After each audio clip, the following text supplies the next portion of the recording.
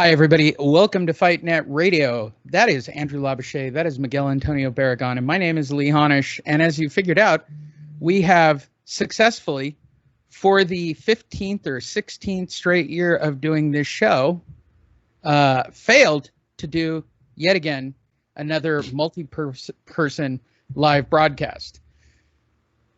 Facebook was not having any part of it. We gave up quickly. That's why I started at least this time at 5:45, so I didn't lose my mind, which normally happens at this moment when things go sideways. As always, all you have to do is go to boxingtonight.io. Oh, I even recorded a video. I'm glad I didn't put this on for the regular audio people. Like, I had recorded an audio and video message about this live broadcast tonight that is such an epic fail. Andrew uses a tablet. If we were maybe doing it on Zoom, it maybe would have worked. But Andrew doesn't have that. I still have his computer that I haven't sent him, that I set up. Like, the password literally is like Andrew123 on that particular. I've had it so long that I forget the password I put, but I think the password is so long. You're full of shit. That's what I say. Here's the really hilarious. It doesn't really part. exist. It's like Yeah, Al right. Heyman. Yeah, exactly. It's like Al I'm going to Heyman. show it to Fucking- Miguel. I'm going to show it to Miguel and what the password is this weekend.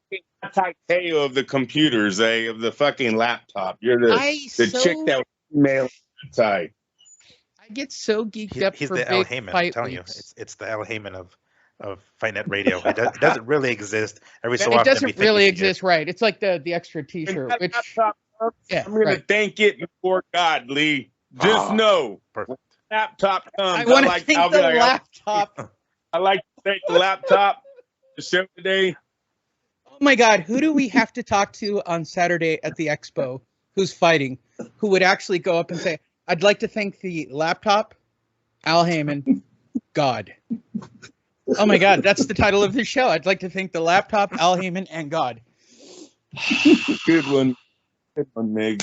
That is, but Andrew knows this. We have tried, and by the way, the sponsor of the show, I was gonna like hook up our friend Eddie Yegan.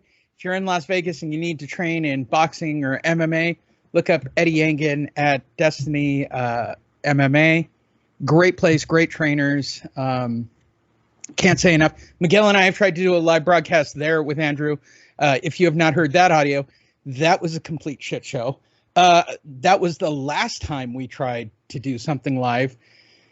And the only time it seems to work is when I'm getting hurt, Andrew.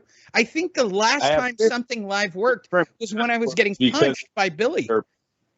Your platforms, Lee. We've tried every platform on the internet, please. No, wait, hold on, Andrew. For my day life, I use Zoom very successfully. And Zoom works. Then you should get Zoom. You don't email me 15 minutes before the show and say, get Messenger on the tablet. No. That had nothing to do. Whoa. That had nothing to do with me.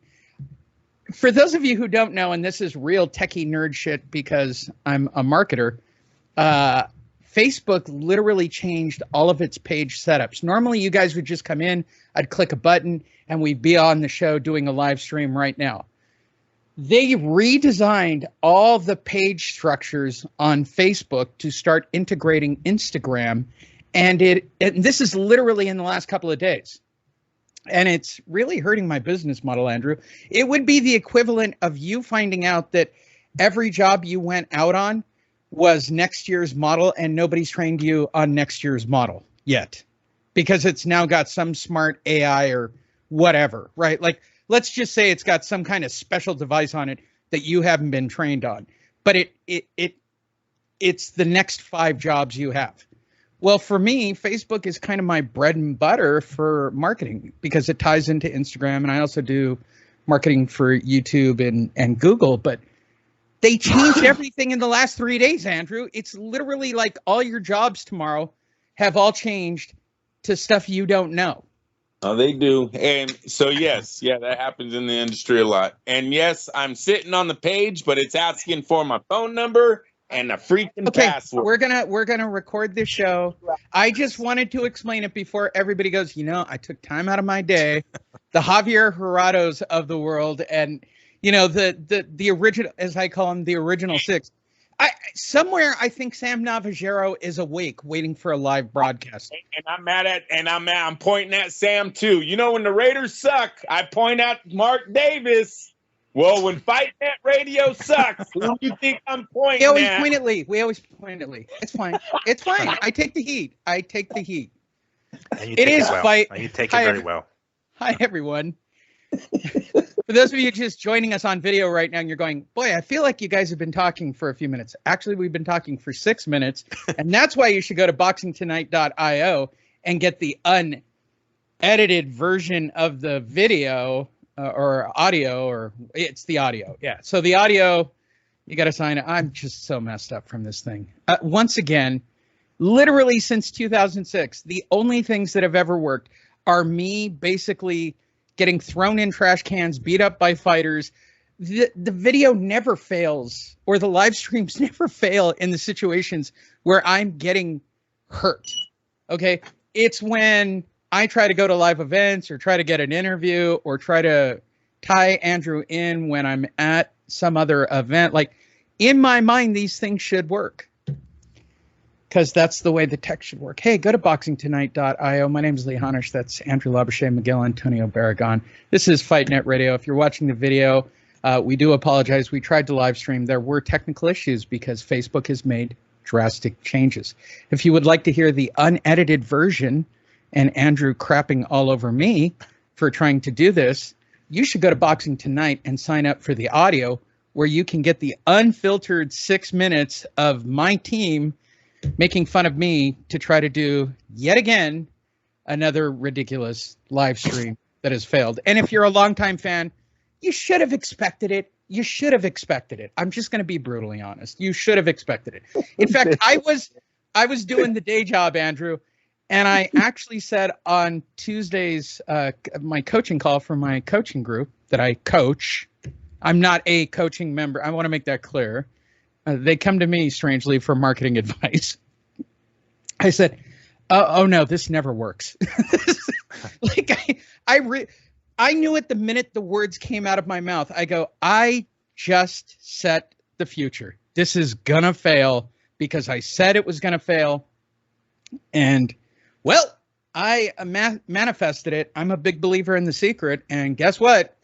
I manifested a failure on the live stream. So I do apologize. But we will be live because it's just me and Miguel. They have internet at the convention center. I am bringing the largest Wi-Fi antenna I own. I will bring the good mic. It'll be me and Miguel. We'll have fun. We'll talk about the weigh-ins. We'll give you notes from Andrew. We'll see about trying to have Miguel run over and drag some people over for some live interviews. We'll run the video.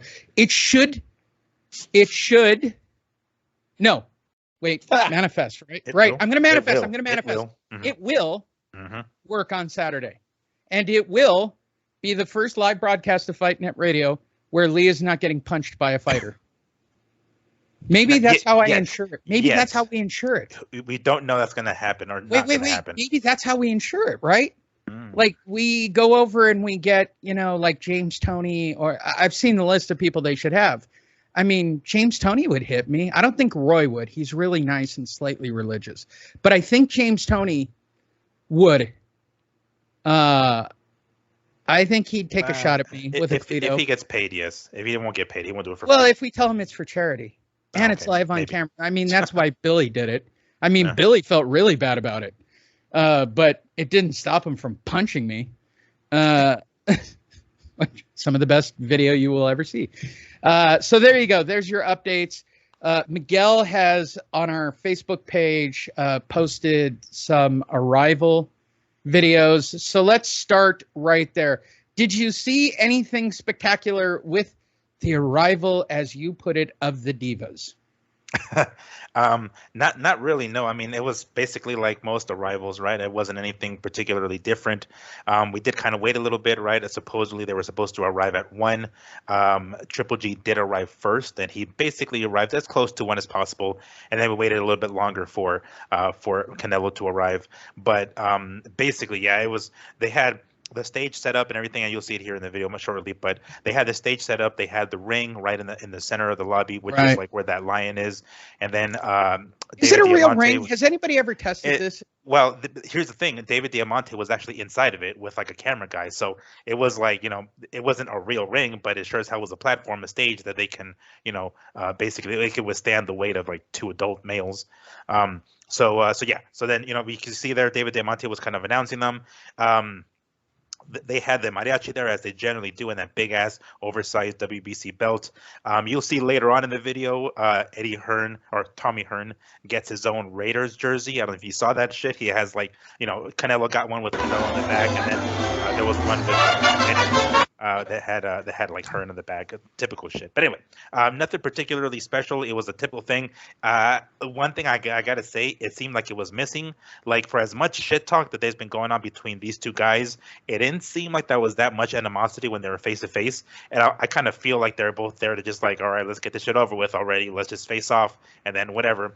So I didn't see, maybe we'll see something different at the weigh-in. In the rematch, we saw him like forehead to forehead, and Canelo's kind of pushing forward and whatnot. And maybe we'll see that at the weigh-in. I'm not sure, but I sure as hell didn't sense. I didn't see it. I saw the video. I didn't sense a damn thing. So I did feel like that was missing a little bit. But overall, it's a typical, arrival.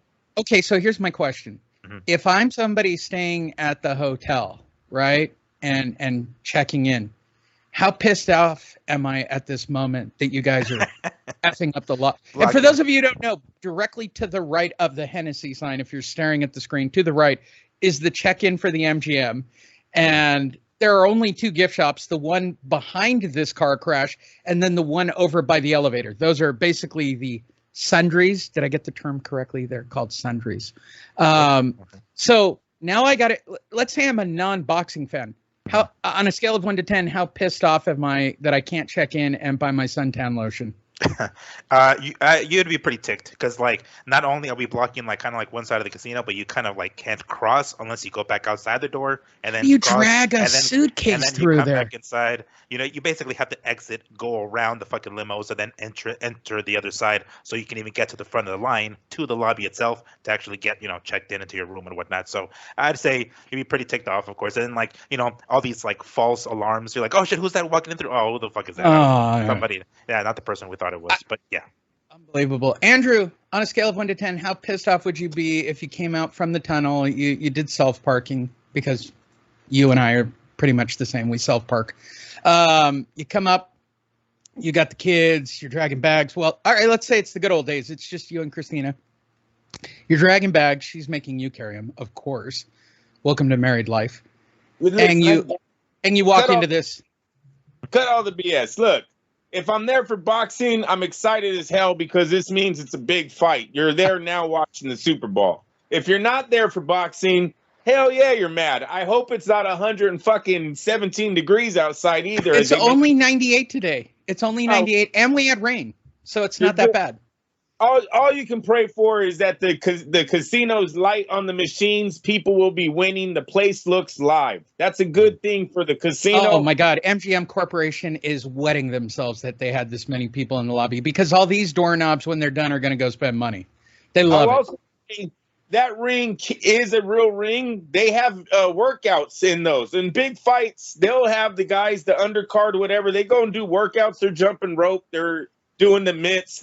So I think those rings are built to withstand. I wouldn't say, a fucking WWE match, but they're built with a little bit of strength because they do media workout or public workouts. There you go. Public workouts and those things on big fights. They might even do one for this one. I don't know. I haven't been there in a while, but that's what it used to be like when De La Hoya and Mayweather and them would fight. So, yeah, look, did anyone notice? You got the Triple G, I'm almost 50 statement? But eating tacos. Geez. What was the interview about the tacos thing? Like, oh, I'll get a taco tonight. Maybe two.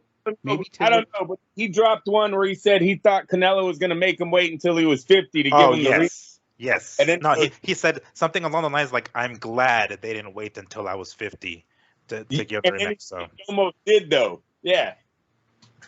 Yep. You know the horrifying reality of this fight? If Triple G wins, we're going to have a fourth fight. No, watch this. He says that, right? So I was like, is he lying about his age? Told you I thought he was lying in the very beginning. Is he lying about his age? Then you see what he showed up with? Hey, Miguel, what year was that car he showed up in? Oh, yeah. The car was wrong. Yeah, let's go. I couldn't, because I was already in my post. I was already in my post. The car video. Oh, okay. The car video is the stuff. Oh, gosh. I meant to get my hands on it and upload it. Please go to our Facebook page. I'm going to show it here in a second. But this car video, this thing is. It's Golovkin! What the? That they were announcing out there, it's Gennady Golovkin. They announced it from in there. Yes. They start outside. He's getting out of a James Bond vehicle that is straight up the Spy Who Loved Me. I like where Golovkin is going. The only way to win this fight is to get Canelo to try to stand there and trade bombs. He would have been legendary if he would have got out either with the cane or a fucking knee brace or something. Been like, this motherfucker waited long enough to fight me. Just keep hammering Canelo on how he drugged this thing out, so Triple G wouldn't be able to give him the close fight that he has done. It's a good angle. It's a good angle. It really is, because go ahead. And with Triple G keep hammering that he was basically scared of him and made him wait this long till he got really old. I think would make Canelo fucking stand there and try to trade with them. That's the only way Triple G wins this fight. He will not outbox this man. He was really relaxed. And here is my whole take on him being this relaxed from this particular item. Either he's gone in, they've watched the tape, and the truth of Triple G is he's got the ability to adjust, right? If he can actually produce a game plan after watching the Bivol fight or watching the Mayweather fight and implementing styles or power or anything that will get him the win. And everybody's speculating online and in the boxing community because, they all got their credentials approved. Shout out to anybody starting up your own boxing show. Don't make comments 15 years ago that still come back to haunt you to this day. I'm not going to repeat what they were. You could probably go find them in an archive, but yeah. That one still comes back to haunt me. So what I've been seeing online is if Gennady doesn't get a knockout, he can't win this fight. Well, all right, it's an Eddie Hearn fight. He is definitely a Canelo guy. You're definitely going to have, let's just play it out right now before we get to Saturday weigh-ins and all that horse crap. And I'm not going to give my betting picks until we get to the Expo, or at least whatever Miguel and I do live on Saturday, because I still haven't heard back from those people yet, even though I've requested that with plenty of time. And I've been approved for the Boxing Expo before, and I've done live broadcasts. This is just the way they run that thing. It's basically like two guys who run the whole thing, and I don't know how they do it. I don't know how they get the fighters that they get for that Boxing Expo, but you should go.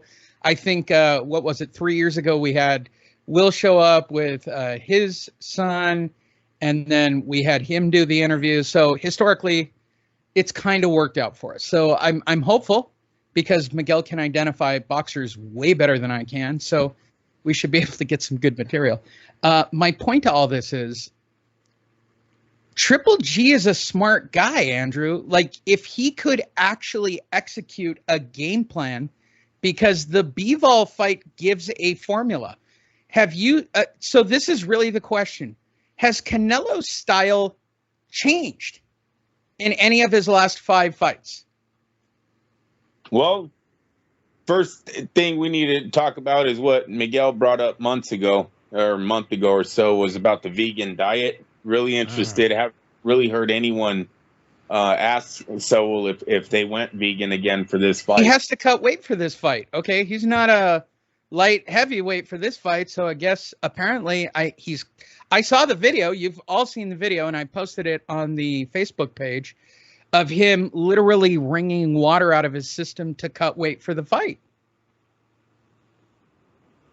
Yes, yeah, no, I seen it in him doing that, but still, I think the vegan thing plays a big role because in his last fight with Bivol, to me, his power was not there. A lot of the other guys that use vegan diets, while they look good, like superior athletes, and Timothy Bradley and Chris Algieri, two of the biggest names that use it. Okay, one of them, Timothy Bradley, I'll approve. I'm not going to approve Chris Algieri. I'm not. He can't. It doesn't matter. The guy's a vegan diet and has no knockout power. That's all I mean. I'm not saying he's Roberto Duran. Not saying Sugar Ray Leonard. I'm saying he used a vegan diet.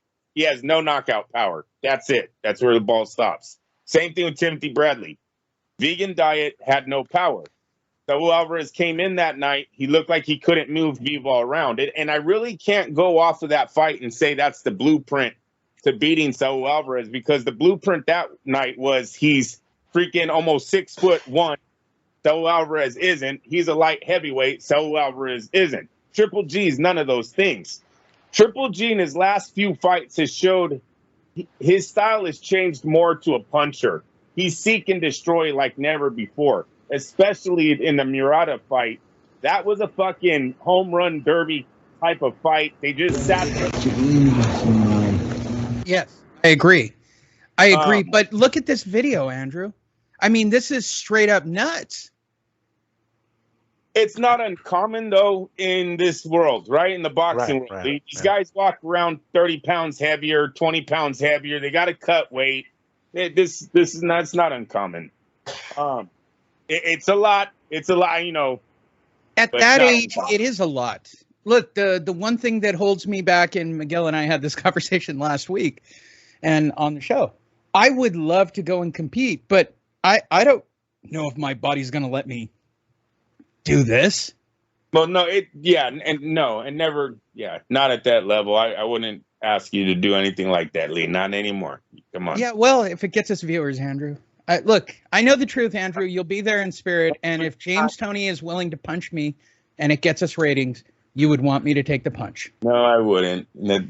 Really? Were you worried when Billy hit me? That circus is over with. Billy, a decade ago. Come on. I think you really thought Billy was going to pull that punch. Why? I don't know why. Oh my God, he hit me. Yeah, I don't think he hit you like he was in a 12-round fight, buddy. I'm sorry. Okay. I don't think Billy was thinking about the heavyweight championship belt when he laid in there, Lee. Would you have taken that punch?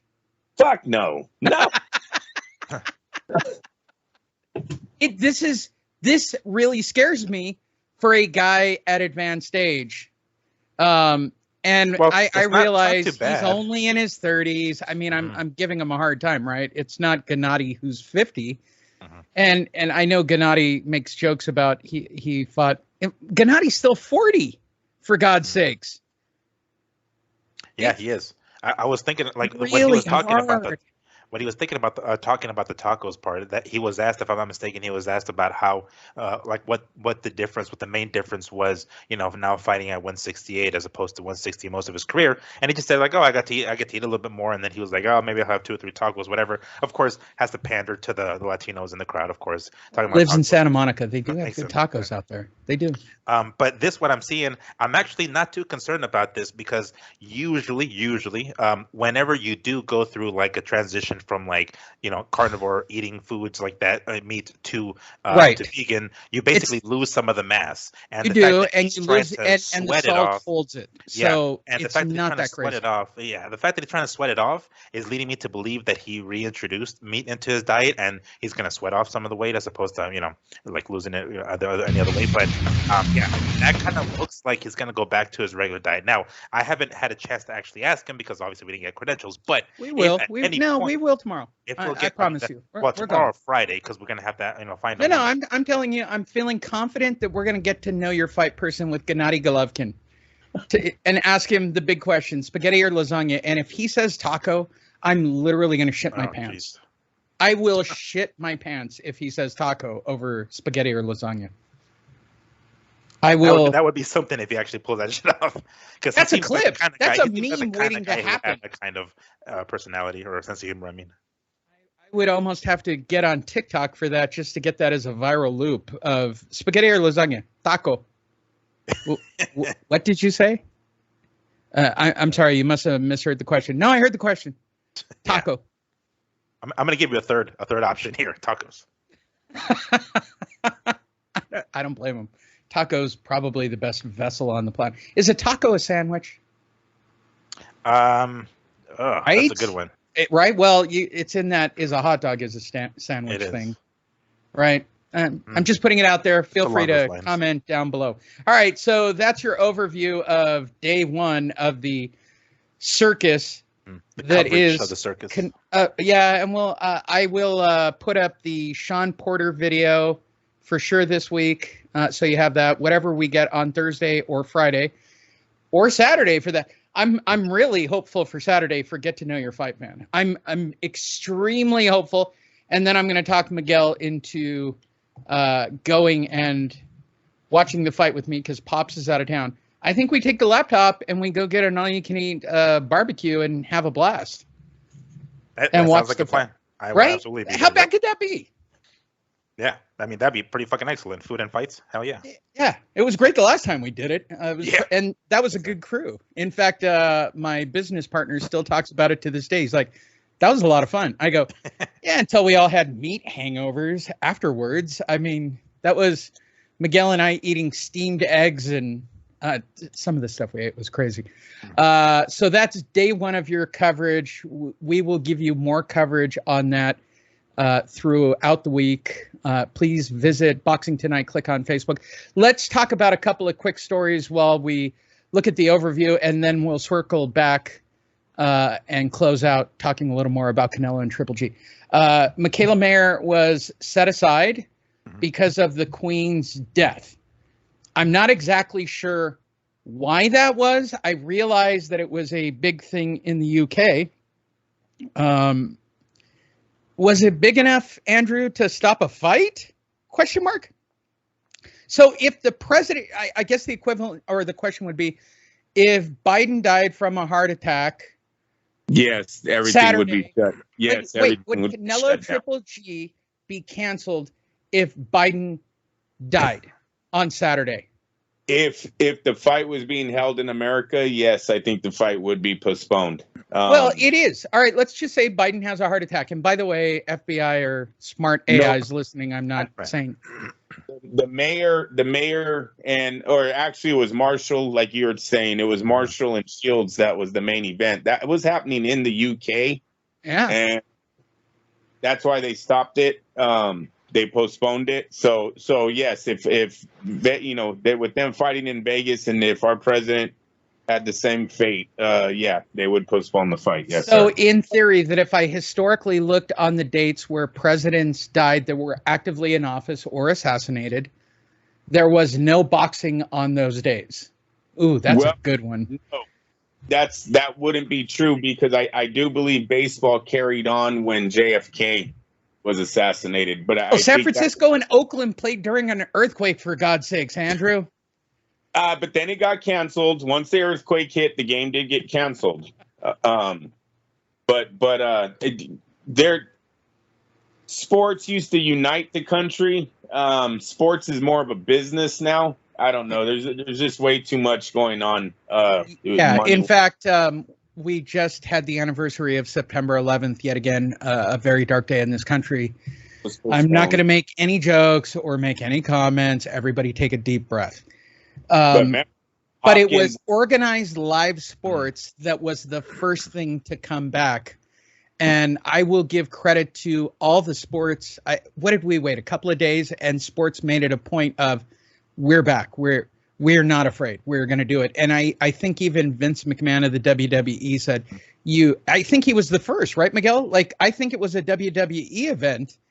And he said, we're going to show them we're not afraid, right? I realize there are two different things, but when traumatic things happen to a country that change the psyche, come on.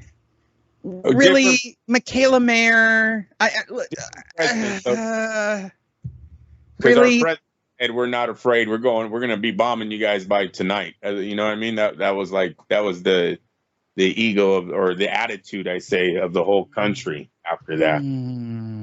Just different presidents. We don't have a monarch in our country, and they also have what's basically a president in their prime minister. Yeah. And they've actually reelected someone who might be dumber than Trump as their current. They went from a dumb person to a dumber person. I don't know how England's doing on prime ministers or whatever that's about. I don't get into politics. And I'm sure we have fans in England. Feel free to comment down below going, nope, she's dumb. Well, based on the video clip, she looks pretty dumb to me. I'm just wondering, Canelo Triple G, Miguel, if Biden has a heart attack on Saturday morning, is there a Canelo Triple G on Saturday night? I believe so, yes. I don't think they would stop it for it. I mean, they certainly would, do the, flag at half mast, right? I went to San Antonio this last weekend, and all the U.S. flags were at half mast because of Queen Elizabeth. So I'm sure we'll do that. Hell, even I'm sure in the ring they'll do that, 10 count, 10 ring bell. I'm sure we'll do that. But no, you best believe that the fight's going to continue. Keep in mind, it has to be something like tragic, right? Like you mentioned 9/11, and I think I heard Andrew talking about it just now. Bernard Hopkins and Tito Trinidad had to been changed to a different date because it was that same Saturday. I believe there was a UFC card a couple of weeks after that. They did the whole, U.S. thing and everything. But that was kind of a different thing, right? If let's say, again, hypothetically speaking, FBI listening, if Biden gets assassinated or something like that, that's another story, and it's okay, cool. Then we got to put everything and call it a day and everything halts. But something like him, he's an old dude, I'm saying this, it can happen. Maybe the dude chokes on a sandwich or some shit, and it's oh my gosh, it's tragic. But, not to the point where they halt everything. I'm sure everything else will continue. Well, at least the fight would. I don't know about other sports because I'm not too familiar with any of those sports. But yeah, I'm sure the fight will still continue for sure. Hey, you know what? You're right. If we can ban our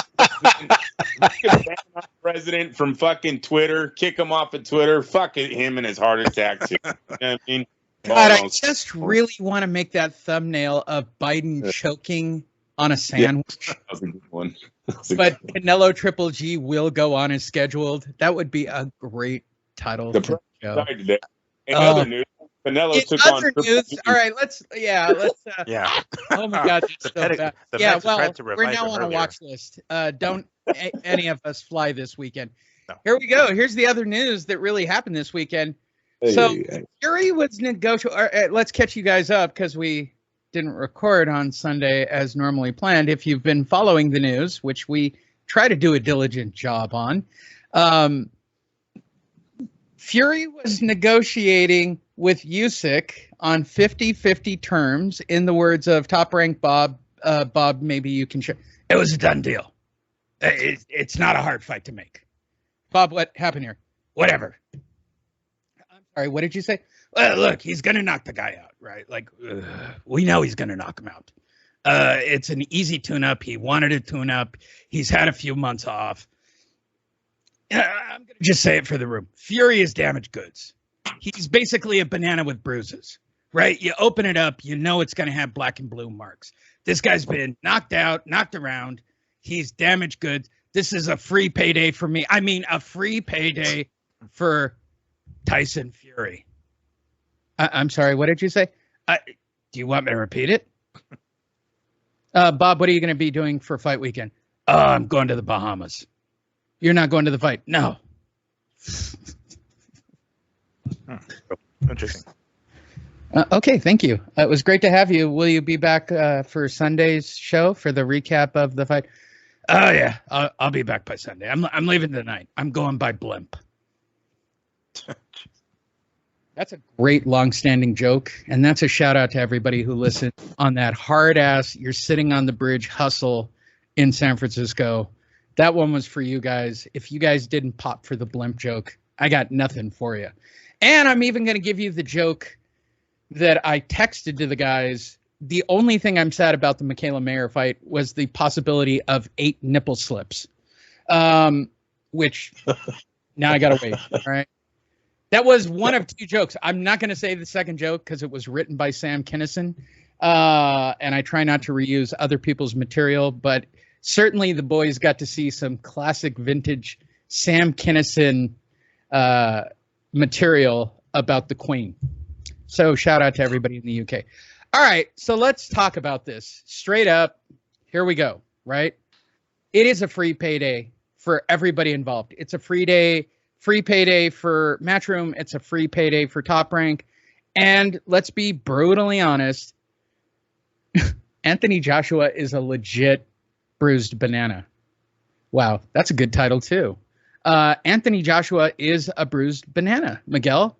I mean, this should be nothing but a walk in a park for him. For Fury, yes. You know, I mean, I don't know. Maybe I'm just not old enough. I don't know what the bruised banana analogy means. I mean, I assume. Well, have you gone to have you seen a bruised banana in your pile of bananas? My point being, what is fucked up in Joshua is his mind, which we can't see. So his brain is the bruised fucking banana, really more so than he is. But yeah, I mean, from what I've read earlier in the week, Tommy Hearn, basically, get it right. Tommy Hearns basically said, yeah, you know, they sent us the offer. We looked at it. We said, fuck yeah, we're not in a spot to negotiate. I'm pretty sure they asked for one or two things and then sent it back. They're like, all right, cool. And that's it. Like, literally, it was that fucking easy, right? He made it sad. It's almost like he served up Joshua. Clear. It was that quick, right? Like it was that fucking quick. I mean, fucking Hearn himself basically admitted it. It's like, yeah, they sent it to us. We took a look at it. We're like, what do you think? Cool. And that's literally how it was. You know, they're not exactly in a spot. I mean, goddamn it, only in professional prize fighting can you lose twice in a row and still get a crack at the title of the world. But you know, it's gonna happen. And they were, I believe, the only gripe on Joshua's side was the date. It was like too soon or something. But again, he's not exactly in a position to negotiate either. If I'm not mistaken, if I want to quote Hearn on this one, he said it was more like take it or leave it, and we took it. Like that's literally what the fuck it was. Andrew, are you shocked by this radical turn of events in basically what seemed we recorded on Sunday and 72 hours later, boom, here you go. I'm shocked by Tyson Fury's behavior as of lately. It's starting to seem he's either a little too high on himself or he's high altogether. And I can only say that because he has a history of getting high. But he retires, he unretires, he retires, he's fighting Chisora, he's not fighting Chisora, maybe I'm fighting Usyk. Hey, you know what, 50-50, me and Usyk, we're done, we signed. Now I'm not fighting Usyk, now Joshua, take it or leave. The guy's all over the place. Like, I wouldn't even want to be in the same room with Tyson Fury right now. His brain is so all over the place. Like, pick a path, stick to it, take it. This fight, no, I'm sorry, it's not as big as everyone's proclaiming it is. It's not even that big over there. Joshua's damaged goods, man. He's a bruised banana. And peel it back. No, you're gonna find. You see a bruised banana, a bunch of bruised bananas, Lee. You don't pick those ones. You're not right. I agree. So I don't see even. I don't think 80,000 are going to this fight. I think because the tickets are going to be so fucking expensive because both guys think they should be making 20, 15. I mean, Tyson's going to ask for 100 million. So you're already fucking breaking the bank on the ticket pricing right there. And then you got Joshua probably going to make, what, 20 million because his co-partner is making 100? I mean, where are they going to get this money from? Nobody in America gives a flying fuck about Joshua. He's not talked about anymore. The guy needs to rebuild his career. This is a retirement plan. I'm sorry. Joshua is looking for a check, and he's in sport. He's cashing out. He's going to cash in his checks. I mean, his chips. Yep. That's right. That's why this was accepted so fast. Joshua is scared to come to Wilder and lose to. I'll start a fight. You want to start a fight with the UK? Fuck them. He doesn't want to lose to Wilder. He knows Wilder would knock his ass out, and America again would be dominant over their fighters. So he's going to go and give his last defeat to a fellow countryman in Tyson Fury, and he's going to go move on. But no, Joshua should be trying to fight Deontay Wilder, another Andy Ruiz, the winner of Ruiz versus Wilder. Rebuild your career. Tyson Fury. He's not beating Tyson Fury. I don't even like the fight. I thought Tyson Fury was waiting for Usyk. Usyk did his job. What happened to this? I thought this was the big heavyweight showdown that we were all waiting for. Why are we prolonging this thing? I wouldn't be surprised if Joshua calls it quits after this. Like win, lose or draw, that's it. Like he's gonna collect because I mean this seems 2 losses right back to back to the same fucking dude who basically schooled you. And mind you, there were some opportunities in that fight where he could have taken over, but he didn't because of his mind. We already know this, right? He's a mental midget sometimes when he's in that fucking fight. But it's just like the everything is against him, and he's like, okay, I'll take it, whatever. I'll take it. Like that kind of like what's the word? Acquiescing to that so quickly, you're like, what the fuck? That's it? Oh, you didn't even put a fight? All right. I would damn near be like shocked if he continues his career after this fight. Win, lose or draw. Okay, so that brings up the big question: phantom liver shot, Andrew? No, I don't think Tyson. You think Joshua goes out on his shield? Yeah, because Tyson Fury don't fix fights. He's gonna beat it out of him. He's still gonna beat you down. I'm not talking about that, but if Joshua's just looking for a payday, right? My greatest fear about Saturday with Triple G is Triple G just taking a payday, right? Well, it gets too heated, and he's like, I'll quit on my stool. Yeah, no, phantom punch. Yeah, liver shot, phantom punch, either one. No, I wouldn't be surprised. I really wouldn't. Because the fight's bogus. This is not a real heavyweight title shot here. Like you said, and not only does he have 2 defeats back to back, didn't they say something like 3 out of his last 4? Or is it 3 out of his last 5? It's 3 out of the last. Oh yeah. I mean the Ruiz, then he wins the Ruiz rematch and then 2 straight to Usyk. Yeah, that's 3 out of 4. Yeah. So why wouldn't Miguel? Am I crazy for thinking that I could see a phantom shot? Damn it, especially after that meltdown. This dude's not stable. Yeah. Shit, I don't know. I want to, I want to give Joshua the benefit of the doubt and say no, he wouldn't go that route. He would definitely go out on the shield. Because, keep in mind, like, we can all agree that AJ is not going to win this one. We're pretty much already there. However, if he just rolls the fucking dice and ends up winning by some miracle, holy fuck, that could basically get him a rematch with a bigger fucking paycheck. So I'm not sure if he gets another shot at Usyk. Yeah, or Usyk. There you go. Anything, but I'm saying like another payday, right? So I don't know if he's. Unless he really legitimately has already 1 foot out of the sport, which it sounds like it does, So that's not out of the realm of possibility. A shot that he goes down to phantom, liver shot or whatever, and he stays down for the 10 count. Maybe. Damn. I want to give Joshua more credit than that, but I definitely am not going to discount that or disregard that prediction because potentially yes. I'm going to even go out and say that this thing was so easily made that don't be surprised if these 2 guys turn out hugging at the end of a 12 round. Oh, they will. Yeah. And start the 12 round. How they were friends, and from here on out, they're going to be training partners. Listen, those guys have been in Dubai together. I've seen him in how do you say Monaco? I'll take it easy on you, mate. Do they say is England mate or is that Australia? I'm taking it easy on you. Just go along for the ride, buddy. Lee, Monaco, where is that place at? That's Monaco is. Oh my god. Or Morocco. Morocco. Yeah. Monaco. Where all the rich. Yeah. It's where all the rich fucking. You gotta be really rich. Monaco. It's the race. Sure.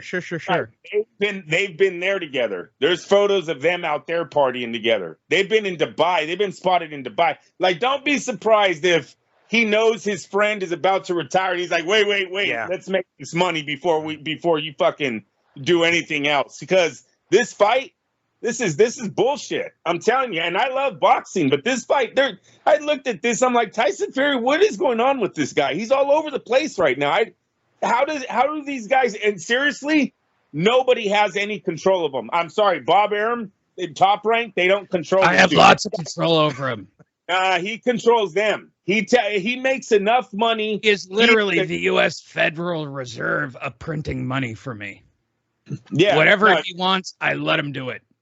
The way he just spurts shit out on interviews and he doesn't care, I'll fight anyone, I'll do this. Top Rank ain't sitting down with them. They just, Sweet we'll do it. Caroline. Ba, ba, ba. Really? Yeah, no, You're and gonna I sing I along? agree with you, Andrew, on that. Like, and I tell people this all the time, like people who don't watch boxing as much, like I love the sport of boxing, but god damn it, I do not love the business of boxing. For some fucking reason, we get fucked, and this is one I of those. love it. This is That's the this only thing I love uh, about boxing these days. this I feels. love the business that is so grimy and so greasy. This fight Uh, is so greasy. It's greasy, buddy. There's dude, a throwback it's to the 80s. It's greasy, buddy. This is this is greasy. This is well. way greasy. It definitely is. This is the equivalent, the I guess English heavyweight equivalent of like Canelo Chavez Jr. Basically, Chavez Jr. is on the way out, and Canelo's like, "Hey, let me just give you one last paycheck, countrymen. Here's one last paycheck on the way out. Don't let the door hit you on the way out. Here's a paycheck. Boom. This is what I'm thinking. So when I go that route and I think that, I think, okay, I'm pretty sure Joshua's gonna take an ass whooping, and he's not gonna fucking just like Chavez Jr. He's gonna take an ass whooping. So I don't see the phantom liver shot, but I definitely not out of the realm of possibility. But no, I think this is going to be one of those shots. Like, look, this is Fury to Joshua saying, look, dude, I'm the better fucking fighter. I'm the better Englishman. I'm the better fucking, everything heavyweights. So just take your ass whooping like a man. Here's a paycheck. Boom. Peace. All right. Well, and here's the circle back to what we're talking about. Are we looking at it's greasy, buddy. I'm taking a paycheck. All right. For those of you not watching the video, I'll explain it.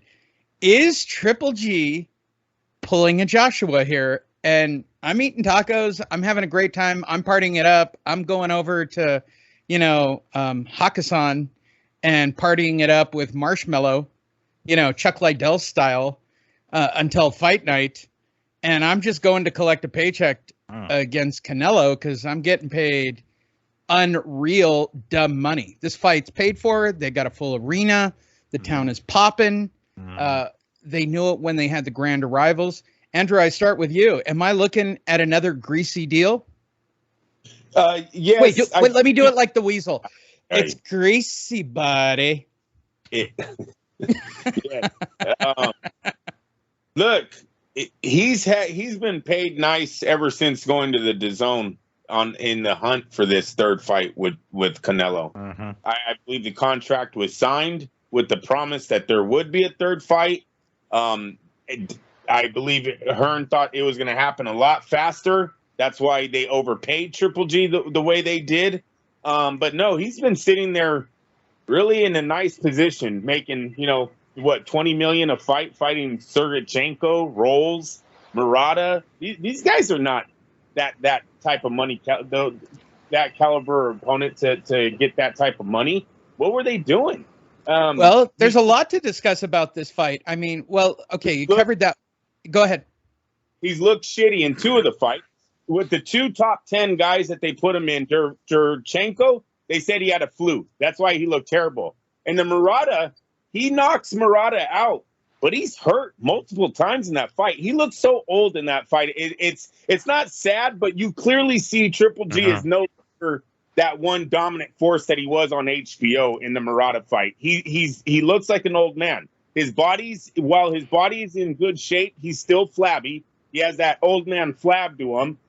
His punches aren't doing a lot of damage to Murata, and he's hurt actually twice in the first 3 rounds of that fight. It was a real bad look for Triple G. He's only trading. He's not boxing. He's not doing angles. He's just walking forward like a torpedo. This is all a bad recipe going into the fight with Canelo. Canelo's still young. He still can move. He's got head movement. That's why I say Triple G needs to do his best to try to make this a dogfight, to try to get under Canelo's skin in these last few hours to make Canelo change his game plan. I like where he's been going with telling everyone how he's fucking old. He keeps reminding everyone of his age. People, let me tell you, he's not doing that by coincidence. He's doing that on purpose because I believe Triple G knows what his body can go through, and it's not a 12-round fight with Canelo. So he's letting his fan base, he's letting everyone know that his best days are way fucking behind him. So, he's going to go for the knockout. I don't think he was here to just get a check. This check was promised years ago, and it was Canelo kind of avoiding them. Miguel, I'm going to, because you were probably 10 at the time, is Triple G Wheezing the Jews, buddy. Huh, okay. It's a tough one, right? Like he really could be wheezing the Jews. It does seem like it, yes. We're talking about 2 fights, 24 rounds, 72 minutes, and Triple G couldn't do shit to Canelo in his mid to late 30s at the time. He's 40 now. He is fully aware of what his body can and cannot do. I have to suspect that's the direction he's going to go. He was, the middleweight monster. I believe that's what fucking Max Kellerman called him when, before he fought him, right? But let's be honest. I'm going to put context to this. While Triple G might not be the same Triple G, Canelo is beating up that body, dude. He's starting to look like a bruised banana. Bivol was not a good look, bro. And that weight loss video, I'm not sure. I don't think. I mean, if we look at the scales, still don't think that's enough to tip the scales in that direction. I think this is. It's almost like Triple G. And here's the thing. One of the reasons I think he's like saying, and he keeps bringing up the fact that of his age, really like bringing up his age, I should say, is. I mean, let's be real. It's basically a built-in excuse. But when he loses, that's exactly what Andrew was saying. He's not saying this shit by accident, and not just happens to slip out. He's saying this shit on purpose. He's basically saying, "Look, y'all, I'm fucking old, so there's already a built-in excuse for when I fucking when I lose." But he's gonna take this ass whooping, and maybe we might get some phantom punch this one. I don't know, but yes, he is going that greasy route. He's using the age as an angle. He is talking about. I feel bad that I don't actually have the Pauly clips to drop in at these moments. I really do. How old were you when Pauly was doing wheezing? And you'd be about. I was like 12 or 13. All right. Yeah. I wasn't a baby, but. No, but I mean, he was in his prime. I mean, this. When you look at the Joshua fight, when you look at this fight, I see a lot of people working the system here. One of the greatest movies of all time. What? I didn't get it. I said Biodome is one of the greatest movies of all time. Biodome. Oh no, Encino, man, for sure has wheezing the juice. And by the way, that's a good one. Wheezing the juice. This is wheezing the juice. Triple G is wheezing the juice. Hey, what about the one where he's on the farm? I like that one too. Yeah, no. Buddy. Farm, that's pretty good. Oh my God. I don't know what we're going to get because here's the reality. I don't know. Here's the truth.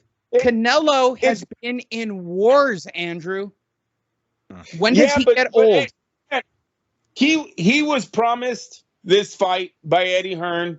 Why you can't knock him for getting the biggest payday of his career right on the way out. One of the biggest paydays. All right, I'm going to give you a hot take, Andrew.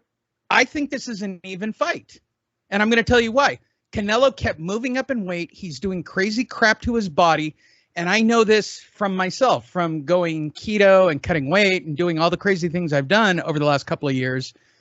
You can't do that above the age of 30. Like your body makes a choice somewhere along the way of how it's going to perform.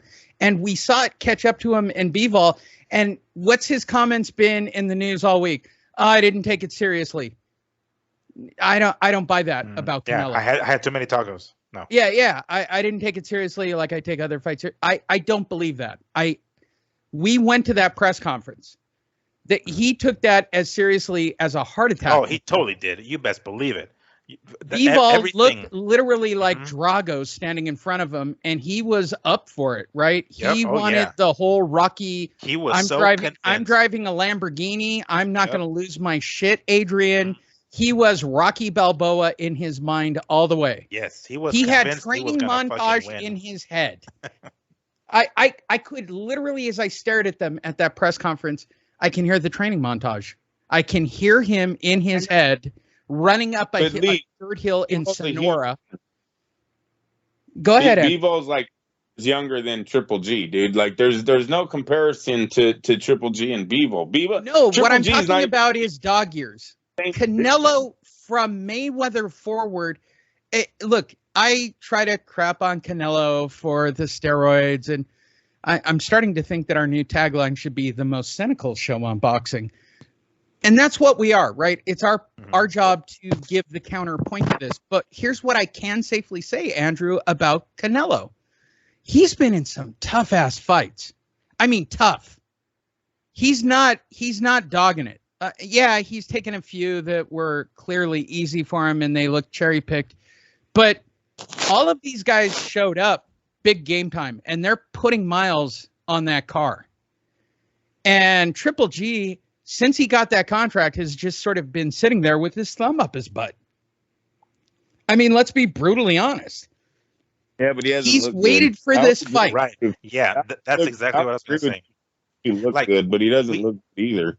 Right. Let's compare the faces. Let's, when we watch, Triple G in a fight and see how his face comes out, even with these fights with Canelo, how bruised his face comes out at this age, he's taking way worse shots than fucking Canelo throughout, and he's older. So I don't know, like the fact that he's been older and he's not looking good in those recent fights, it's almost like, not almost, he's got more. I honestly got goosebumps at the weigh-in when they did, at the grand arrival on the face-to-face. Like, I really think I'm going to go out on a limb. I'm not going to make my betting thing till the very last minute, which is why you listen to Fight Net Radio. Tune in to Saturday's live broadcast, which in theory will be on our Facebook page. You can click, and all you got to do is click interested, and Miguel and I should be live. I will give out the live betting prediction. I've done a great job. I'm going to go out on a limb. I really like Triple G. There are two outcomes to this fight. Triple G with the phantom punch from Canelo of just, I'm taking a paycheck and eating tacos. And by the way, I've got an after party at Hakkasan in 4 hours. See you guys there, right? That's one outcome. That is legitimately an outcome. The other outcome is, I don't have years on this. I've watched the tape. I've trained for one specific moment. And I am calculating for this one fight with this guy. I have watched and been in 24 rounds with this dude. Okay, we've watched every second of every fight. We've looked for every hole. We've watched every Bivol fight. I have trained 1,000 punches to connect. Because Canelo, as of late, has been getting hit. Anyone want to disagree with that? And the guy was a fucking 198 pounds, Lee, 6 foot fucking one. Slower. I don't want to break it to you, Andrew. They're slower as they get bigger. It's not those are well, let's be honest. Those are the two outcomes, right? Triple G comes in with a game plan and does something miraculous like turn into a boxer or stay on the outside or work off a jab or whatever it is, right? Duplicate whatever. The other outcome is he walks out, he throws for 3 or 4 rounds, can't get him out, 5th round. And by the way, one of my possible bets is this thing doesn't go, like you should pick round 5 or 6. Like Canelo's going to hit the kidney, the liver, and call it a day. Or anywhere on the body, and he actually does the Oscar. I've really got to get the Oscar De La Hoya hitting the ground going, I can't believe it. Listen, bro, I couldn't breathe. I would have bought it, Oscar, if you didn't smash the ground like a child. The guy who gave the ride to the airport said that he was told that Oscar shit his pants that night. I don't buy that at all. I love it. I love that story. That's the rumor. Listen, bro. Listen, bro. You don't understand, bro. That liver shot was for real, bro. I'm not saying that we weren't business partners the morning before that fight when we signed the contract, and part of that agreement was that Bernard would go on and keep fighting. Listen, bro. Listen, Mario. In much nicer Oscar De La Hoya news today. 20 years ago, he fought Fernando Vargas. Oh my God, I've been watching it all day. Today is the 20-year anniversary of that magnificent battle. Let's end on an up note where somebody actually did something legit. Oh my God, Fernando Vargas, Oscar De La Hoya, Andrew. How great was Fernando versus Oscar? My boss at the time put money. He said, "What?" He goes, "What round do you think he's gonna stop him?" I said, "The 10th round." I said, take Oscar in the 10th. 11. He put $300 on the 10th round, man. 300 minutes. I was like, "You're off fucking by crazy." one. It was 11, right? It was the 11th. Yeah, it was the 11th round. And he actually hurts him in the 10th with the left hook. Yes, at the Remember very end. when At Oscar the could? very Oscar, end, do you yeah. want to comment on your? Listen, bro. Fernando was a bitch. He was talking all kinds of shit, bro. And so I had to teach him a lesson. So we fought at this place that was a college. Like, they don't even do that shit anymore, bro. Like, you don't even understand. I was so serious. That's the Mayorga days when I wanted to get punched. And Vargas was a cheater, and he punched me through the ropes. Like, I didn't dig him, bro. I was going to knock him out. Vargas tested positive for some shit, right? That's right. I forgot about that. Yeah. Immediate, hey, bro, dude, everybody was like, "Man, he has a 6-pack. This guy, I told you, he's way braver." Wasn't he juiced? Didn't we find out later that Vargas was even juiced in this fight? Yeah, immediately after I found that shit out. And then who was it? I think it was Lampley during the broadcast talking about, like, this is the first time that, that Vargas has had a nutritionist in his corner, yada yada, right, in his camp. I mean, and it's like you can tell his body looks tighter. Everyone's like, "Oh shit, I'm totally buying it," right? Because I'm Who's fucking the younger than nutritionist with? Somebody out of San Francisco who works with Major League Baseball players. Yes, exactly. A name and a names. Oh my gosh! Yes, I recall So this great. specifically, and What a great fight! I want to love- shit all over Oscar because he beat the Ruelas brothers, which kind of I am totally a Ruelas fan. The family as general, but once Oscar got that quick win, thank you, Bob. Oh, that was one of my better ones. Over Rafael. I mean, I got to be honest. Aren't you on a blimp, Bob? Yeah, can't you hear it in the background? That's the blimp. Shut up. I'm coming to you live from the blimp.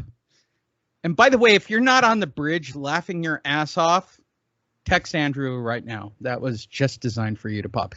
I was totally against Oscar, especially after Ruelas won. Me too. Mm-hmm. I hated him. And then literally I came back from that fight and my sister goes, that we used to go to backyard parties with Oscar. I'm like, you've saved this information until I went to this fight? Like, that's a big, he's a complete slut. He hits on I go, did he hit on you? Of course he did. He hits on every girl systematically. I said, well, thank you for that info. Literally a decade before me doing Fight Net Radio, but thank you for that info. I converted to the camp of Oscar De La Hoya. This is the era of Fernando. This is Mayorga. This is, geez, man. Oscar in his prime is a scary human being. I mean, I don't think we ever, when does he actually get Boxing Hall of Fame? Anyone know? Oh, damn. I don't remember. He's Andrew? First ballot, right? Legit? As far as I know. Andrew? Yeah, he's already in, you guys. What? He's already in the Hall of Fame. Well, no, which somebody's one? asking I about mean, that. which That's one? what There's I'm like asking. 25 of them. If you're talking about the one here in Vegas, it's in a mall, for God's sakes. No, big one. Could have swore he already did his induction speech. Yeah, I think he's already in. Oscar actually be there on Saturday? Oh, to dream. By the way, Zudo is still on the table as we wrap up today. First of all, go to boxingtonight.io. It's real simple. That is our website. You can listen to the audio. You can watch the video. Again, I'm going to apologize, but I knew that I future set this 2 days ago saying that this show was not going to live stream. And guess what? This show did not live stream. We do the show maybe that's why you did it. Stop saying that to yourself and get shit done. I really think the funniest thing is the only time it works, Andrew, is when 1 million people are watching and I'm getting punched in the stomach. The worst part of getting hit by Billy on the Mayweather weekend is your wife going, I think it said 1 million people were watching. I go, really? choice of shirts. Everybody's like, what was up with the shirt? I'm like, that's what you focused on? Not people dragging a trash can over for me to puke in? I mean, good Lord. Andrew, you will be working on Saturday, so you're the only one allowed to give a prediction right here.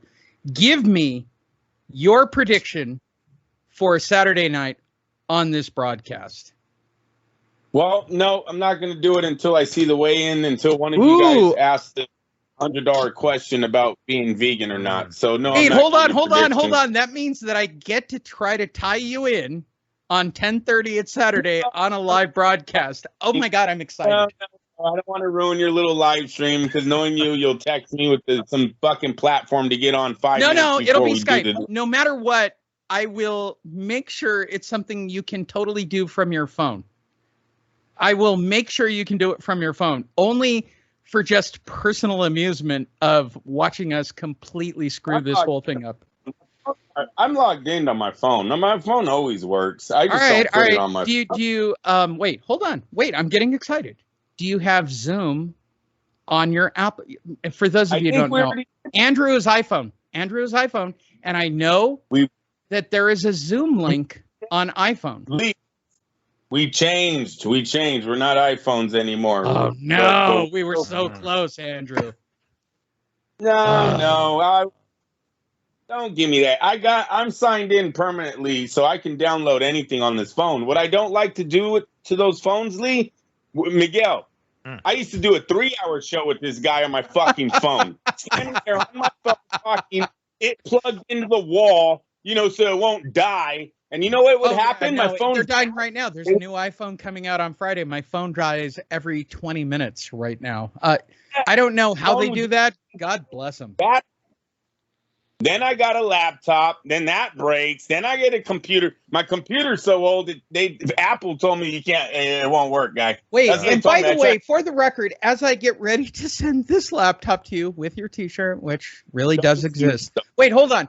How much tech have I sent to you, including backdrops and everything historically? Have I not at least tried? Yes. I have your phone right here. Your soundproof foam. I have your backdrop. That's covering my curtain right now because it was hot. So I used the black drop to cover the shades. All right. Should we ask?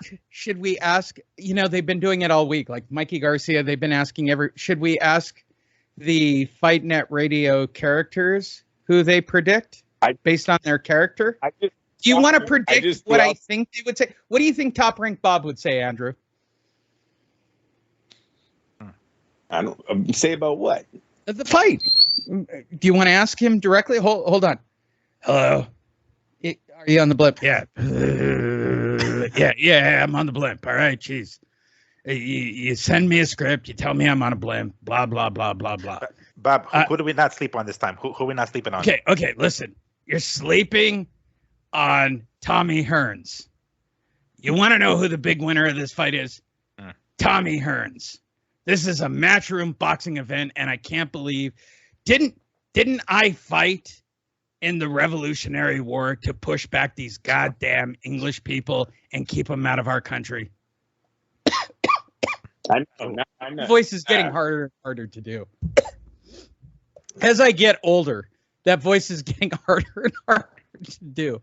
All right, so Bob, I'm sorry. What's your name? It's Lee. Yeah, whatever. Should we get rid of vegans or carnivores? What? What the hell are those? People who eat meat or vegetables. Get rid of them all. That's how I get back into character. All right, so you're asking me, am I going to watch the fight? Yeah, they have it in the blimp, right? So I'm going to take the blimp out to the Bahamas. I'll circle around the Bahamas, eat some soup, and I'll come home. Okay. While I'm on the blimp, they will send versus modem. Do you guys remember modems? They have a modem on the blimp. So I'll be able to watch the fight. My prediction is Tommy Hearns. He's making all the money. I don't think he gives two craps who wins. I think he'd like Canelo to win. So I'm going to tell you, here's how it works. You buy one referee. Do we all agree with Top Rank Bob that if this goes 12 rounds, one referee will have this Canelo winning every round. Anyone doubt that? Not one bit. I absolutely believe if the fight goes the distance, which I guess at least one referee will have it. I'm sure it's going to be total fucking landslide for Canelo. Yeah, it's going to happen, of course. Andrew, do you see it that way? Tommy Hearns, yes. Complete. All right. Good job, Miguel and Manuel or whatever the fuck your name is, and Andrea. Are you a guy or a girl? I've been doing this show now for a long time. Are you a dude or a chick? I mean, it's kind of a husky voice. I'm into that. It kind of, I'm into Clarissa Shields. I don't know if she's a dude or a man or whatever. All right. By the way, people on the bridge right now, you should be laughing your asses off. All right. The second judge is the real judge. That's the one you can't control. It could be a draw, Manuel. No, even still, it'll be tighter. It'll be like a lot closer with that real judge. It'll still be leaning in Canelo's direction. So 113. Yes. What did you say, Andrea? How big are your 115. tits? What do your breasts look like? Show them to me. All right, that's two scorecards. It'll be something. And the third scorecard for the split decision or whatever they call it. It's horseshit. Can you guys believe that in Mexico of all places, they're doing open scoring? That's the most shocking shit I've ever seen. How long have they been doing that, Manny? Oh, easily 4 or 5 years now at this point. No shit. Mm-hmm. No wonder why I don't do fights down there. All right, so third scorecard I bought, right? And we all agree that if I were Tommy Hearns, I'm buying the third scorecard as well. So I'm controlling two sports cards, right? Like I'm controlling two refs in this fight in Vegas, right? So if I'm controlling two, if this goes the distance, it's 100% Canelo, right? And by the way, that's the way I did it with Oscar and Felix Trinidad. If you don't like it, go back and look at it. It's a work of art. It's the Mona Lisa of fixes. Oscar lost that fight. Is that a hot take for you, Andrea, that I fixed that fight? My God, he lost to Felix. Felix, what was that dude's name? Like he was almost, it was Felix, right? It was, what was who's the dude that he fixed that fight for? Andrew? About Oscar De La Hoya versus which one? You talking about Bob fixing a fight for De La Hoya or fixing a fight against for De La Hoya? Which one did he fix for Oscar with Felix Strum. Strum. Yeah, Felix Strum. The middleweight. That was the joke I was going for. We scored that fight. We scored that fight. He lost that fight. Wait. What about on HBO? He fought the Puerto Rican, and George Foreman kept saying, "Oh, Oscar's a man. He's turning into a man tonight. Oscar's turning into a man." That's all he kept saying because Oscar kept getting punched and wasn't going down, but he was definitely getting his ass kicked. Oh my God! That's all that was. Wait, you're writing a bit. You're writing a bit for the show, Andrew. Like it. I've been watching Family Feud. Could you imagine Top Rank Bob's top 5 Oscar De La Hoya fixes? It was John Molina. Yep. George Foreman keeps saying that in the 11th, 12th round because Oscar's out of gas. This is the time where Oscar, he can't fight 12 rounds. And John Molina's taking it to him at the end. Yeah, that was a close one. Who's the psycho woman? Is it Letterman's daughter that does all the crazy? No, that you can buy. It's the referee's wife. What's her name? Wait, Adelaide Bird. Adelaide Bird, right? Yeah. Like she's the one that you can get to. She's the one who's like, yeah, I didn't say it like you people did. Mm-hmm. What? Yeah, I'm driving off in my Bentley right now. I can't hear you. However, this just showed up in the back door. Oh my God, that would tell me I'm not wrong about this, Miguel. A Family Feud of top 5 Oscar fixes by Top Rank. Jeez. Oh my God. I somehow I got to get Kenan Thompson to do his impression of "Let's play the feud." Top 5 answers on the board. Triple answers continue. Yeah, they had different ideas for Oscar's career because I think Vegas had a lot to do with Oscar's career too, though. The Hopkins thing really bummed me out. Like that was I was physically there at the fight and I watched it. And I'm like, I get he hit you. That was bad, dude. It was bad. That's him as a middleweight, though. What about him at 147 with Sugar Shane Mosley's steroid ass? Right? And you can't forget, Oscar fought 2 cheats in his career, and one of them got beat Vargas. Over him.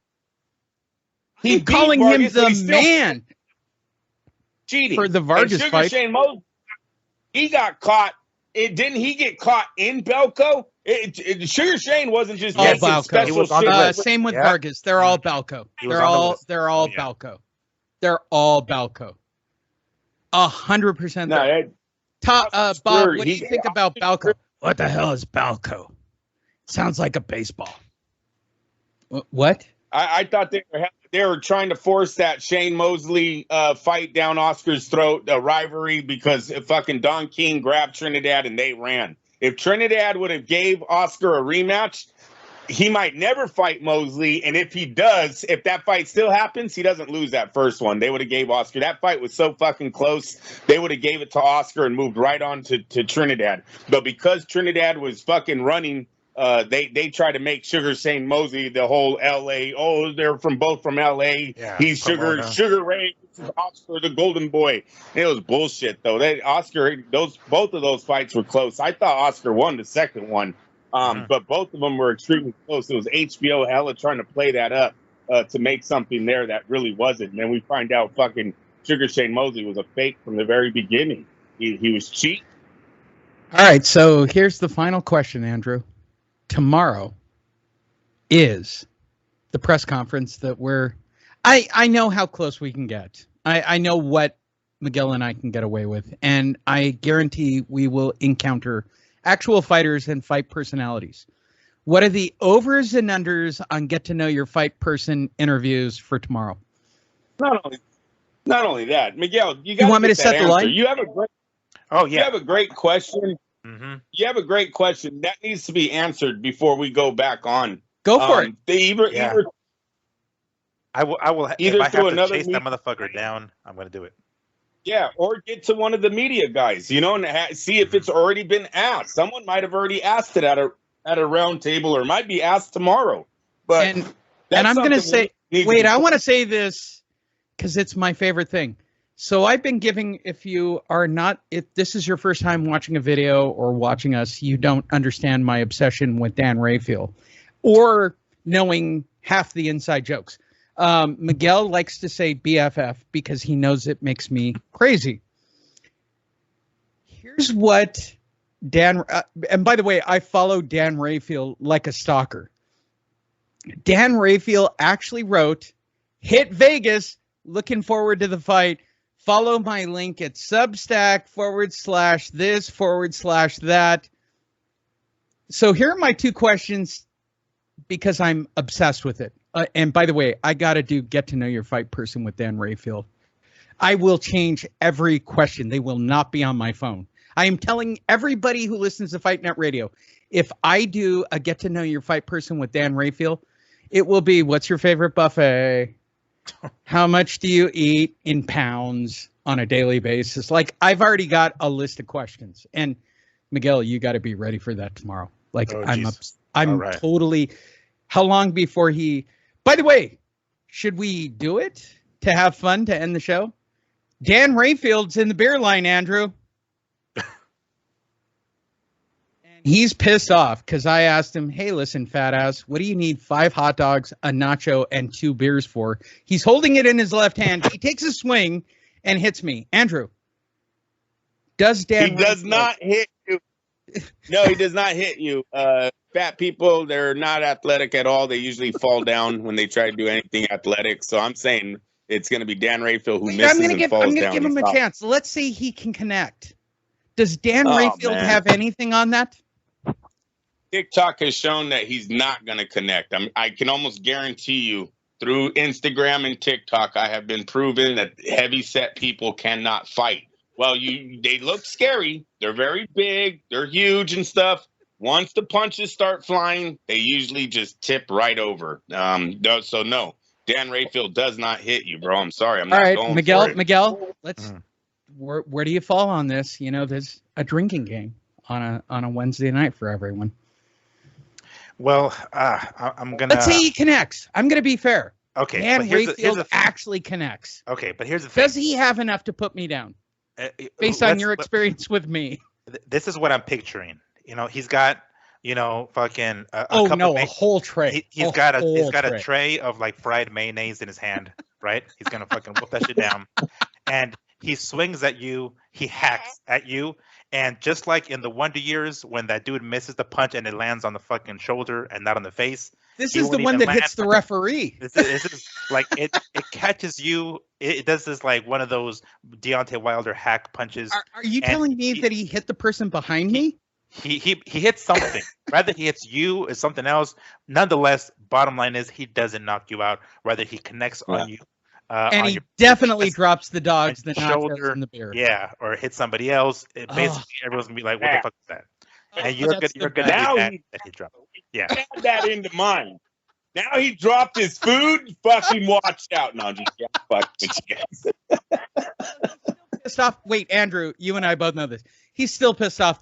They don't give free food at fights anymore. And by the way, back in the day when Andrew and I went to fights, you used to get hot dogs and nachos and chicken tenders. You used to get all kinds of crap before a fight. For big fights, they did that.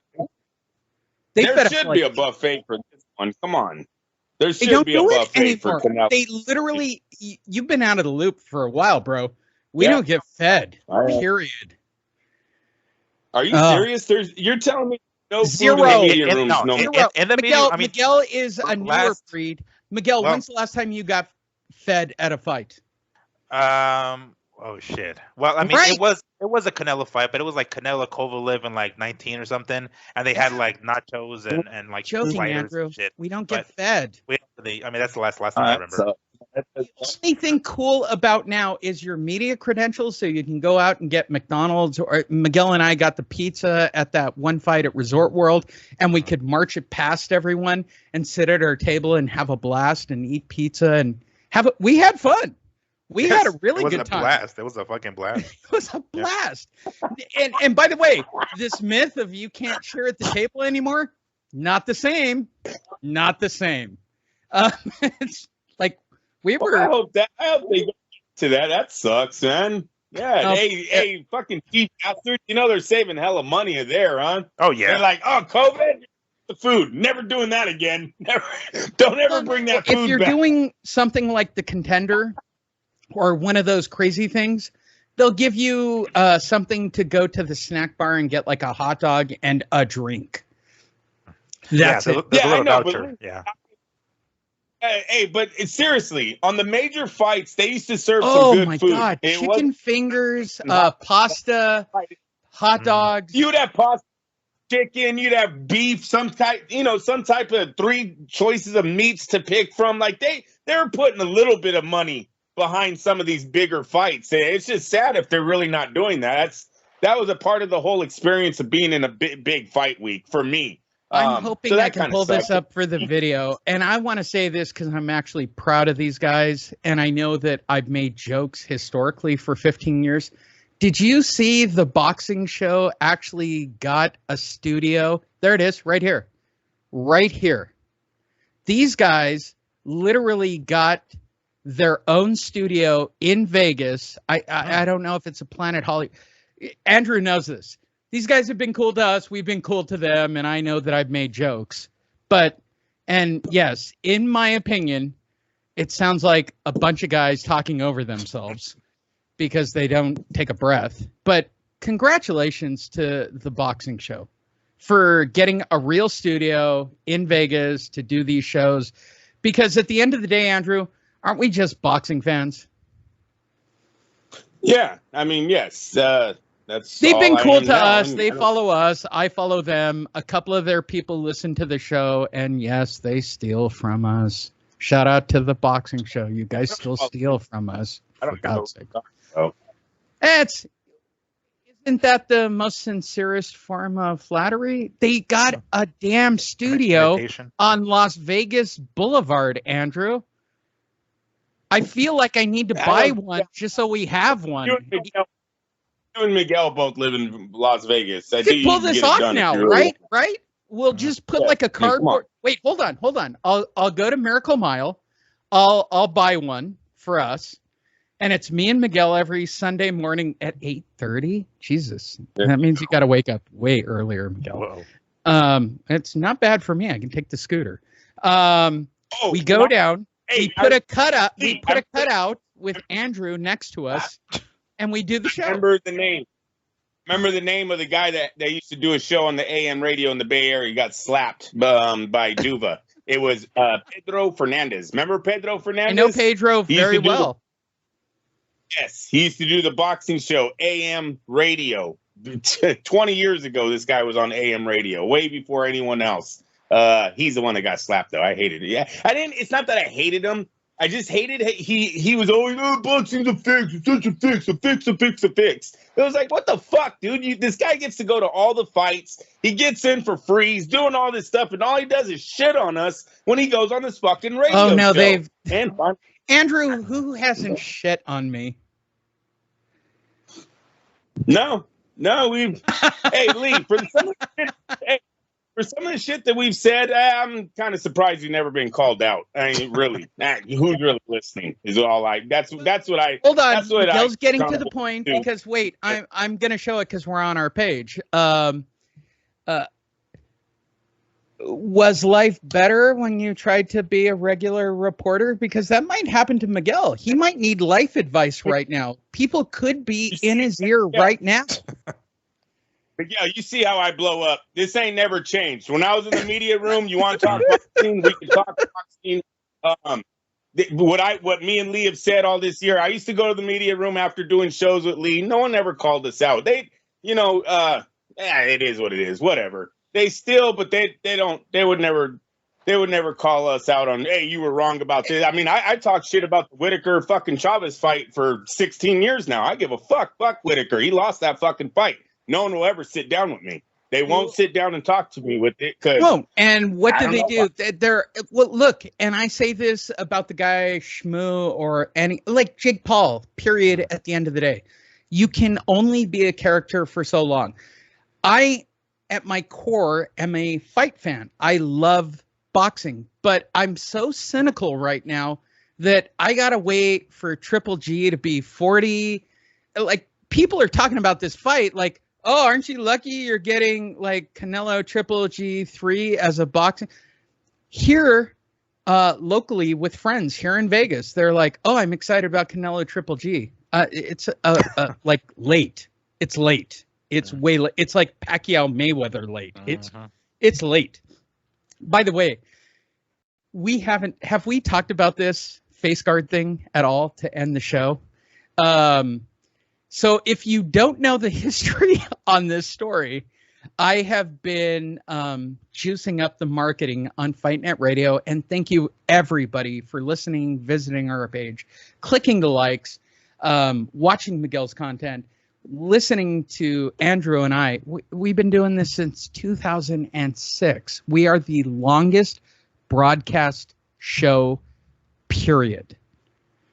We're not continuous because Andrew was told by other forces that I'm a complete lunatic. And to be perfectly honest, I am. So did we talk about this a week ago? Did we cover this? I don't want to cover it twice. About the face guard. Did we cover this with Miguel? Oh, with the Cyborg? Did we cover this? Briefly. I don't think we All right, so look at the numbers on how crazy this has gotten. So if you want to catch up, Miguel is the only single person in the group. And we asked Miguel, would you sleep with Chris Cyborg? And he said, I'll take one for the team and I'll do the job. So I made a comment about, is she better with the face guard? To which Chris Cyborg responded, hey, thanks. She doesn't get the joke. She doesn't listen to the show. She was into it.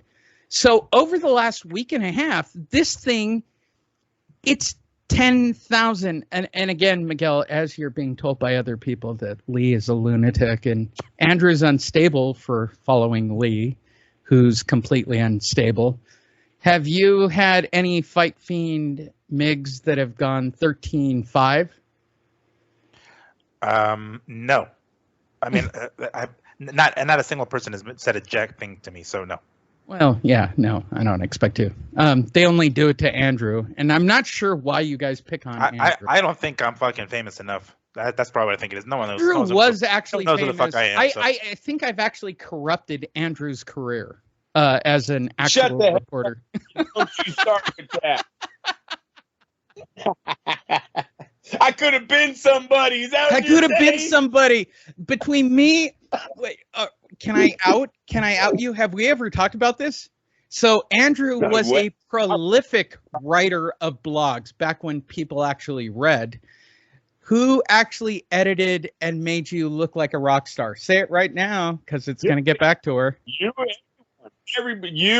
Your co-writers or whatever. You had a few people write for me. Yes. StraightJab.com. Wait, who was the only? Oh, I'm gonna help you out. Christina was your ace in the hole. Yes, but StraightJab.com. Shane. Yeah, Shane was website, great. He put my blog up on his website. That was the first time I ever seen my stuff on the internet.